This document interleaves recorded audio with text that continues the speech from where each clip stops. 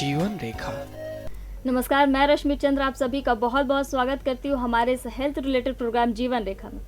दोस्तों, जैसा कि आप सभी जानते हैं कि हम इस कार्यक्रम में अलग अलग विशेषज्ञों के साथ अलग अलग बीमारी और उसके निदान के बारे में चर्चा करते हैं।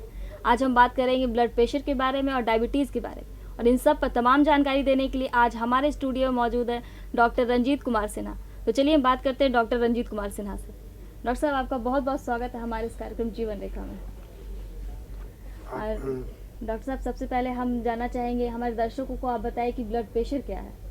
ब्लड प्रेशर या उच्च रक्तचाप हमारे बॉडी का एक इसेंशियल माने बहुत आवश्यक मैकेनिज्म है, क्योंकि इसी के बेसिस पर, इसी ब्लड प्रेशर के चलते हमारे बॉडी में ब्लड एक जगह से दूसरी जगह तक जाता रहता है।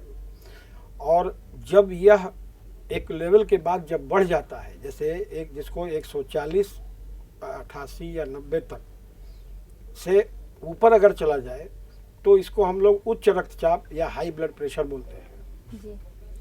और 90/70 माने 90/70 से अगर नीचे जाए तो यह लो ब्लड प्रेशर की पहचान है। हाई ब्लड प्रेशर और लो ब्लड प्रेशर में सबसे ज़्यादा आजकल हाई ब्लड प्रेशर ही देखा जाता है। लो ब्लड प्रेशर के भी पेशेंट हैं, लेकिन वो लोग कम हैं। डॉक्टर साहब, जैसे कि आपने कहा कि आजकल हाई ब्लड प्रेशर के रोगी ज़्यादा है, तो इसकी वजह क्या है और इसका इलाज क्या है? मेनली इसका वजह है हमारा जीवन का रहन सहन जो बदलता जा रहा है। हम लोग फास्ट होते जा रहे हैं, टेंशन भरा लाइफ है। खान पान हम लोगों का अब वो नहीं रहा जो आज से 30-40 साल या पहले जो ज़माने के लोग कहते हैं कि लोगों का खाना पीना था, अब वो बदल गया है।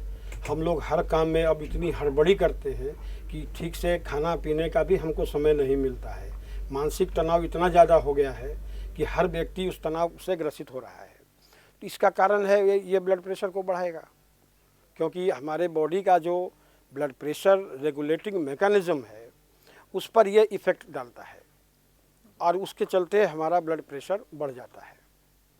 क्योंकि ब्लड प्रेशर कोई बीमारी तो है नहीं, ये तो एक मतलब एक कैलकुलेशन है, एक ऐसा रेंज माना गया कि जिस रेंज में अगर ब्लड प्रेशर है तो उच्च रक्तचाप या लो ब्लड प्रेशर बोलते हैं। तो रेंज जो बनाया गया है ये कई लोगों में कभी कभी अलग भी होता है। जैसे कि अगर एक आदमी है, उसका ब्लड प्रेशर 160/90 में भी नॉर्मल है, उसके पास में कोई कॉम्प्लिकेशन नहीं है, उसको जितना भी जांच कराया जाए सारा नॉर्मल आता है, तो क्या उसको 160/90 को 160/90 को मैं हाइपरटेंसिव नहीं कर सकता? उसी तरह से 90/70 अगर बॉडी का मैकेनिज्म अगर उस पर एडजस्ट कर गया है तो फिर ठीक है, that is a normal process. परंतु 21 साल का आदमी जो इंडिया में हमारे भारतवर्ष में है, तो 21 साल का आदमी अगर 5 फीट 6 इंच हाइट का है तो उसका बीपी 120/80 होना चाहिए। This is the normal. ये नॉर्मल, एवरेज नॉर्मल में इसको कहा जाएगा कि आपको इतना ही रखना है। अब इससे अगर बढ़ता है और घटता है तो चेक कराना ज़रूरी होता है। डॉक्टर साहब, हाई ब्लड प्रेशर और लो ब्लड प्रेशर के सिम्टम्स क्या है, और घर में लोगों को कैसे पता चले कि इन्हें हाई ब्लड प्रेशर या लो ब्लड प्रेशर की बीमारी हो गई है? ऐसा है कि ब्लड प्रेशर एक दिन के अंदर में ना बढ़ेगा ना घटेगा, परंतु अगर कोई आदमी यह कहे कि साहब मेरा माथा चक्कर आ रहा है, अनड्यू स्वेटिंग, पसीना आ रहा हो, स्वेटिंग हो रहा है, अनड्यू कमजोरी लग रहा है, तो एक शंका की जा सकती है कि ब्लड प्रेशर इसका बढ़ गया है या बढ़ने वाला, या पहले से अगर कोई कोरिलेट करके देख ले कि शायद वो पहले से तो नहीं ब्लड प्रेशर बढ़ा हुआ रहा है, पहले से तो नहीं हाइपरटेंसिव है। अगर पहले से हाइपरटेंसिव है तो उसका ब्लड प्रेशर चेक करना होगा इमीडिएटली, और उसके लिए किसी डॉक्टर की सलाह ले लीजिए, किसी डॉक्टर के पास जाके उसको आपको चेक कराना होगा। और अगर लो ब्लड प्रेशर है तो लो ब्लड प्रेशर में लगभग ऐसा ही आएगा, दिल घबराएगा, मन बोलेगा पेशेंट की घबरा रहा है, पसीना आ रहा है और कमजोरी लग रहा है, तो वैसी परिस्थिति में भी उसको किसी चिकित्सक की सलाह लेनी होगी, क्योंकि उस समय बीपी मेजरमेंट मेन है, वो बीपी चेक करने का।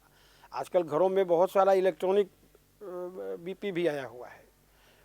बीपी मशीन जिसको स्पाइगमोमैनोमीटर कहते हैं, लेकिन स्पाइगमोमैनोमीटर जो मरकरी का है हम लोग उसी को एक्यूरेट मानते हैं।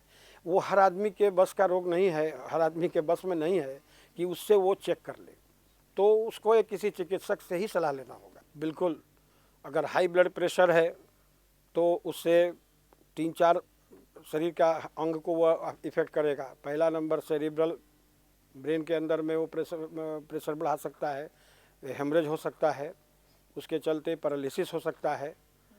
दूसरा हार्ट पर, किडनी पर और आँख पर, ये इतने जगह उसका टारगेट रहता है हाई ब्लड प्रेशर का। तो ये ज़रूरी है कि जिसको हाई ब्लड प्रेशर हो जाए तो वो अपना ये सारे ऑर्गन्स को चेक करावे।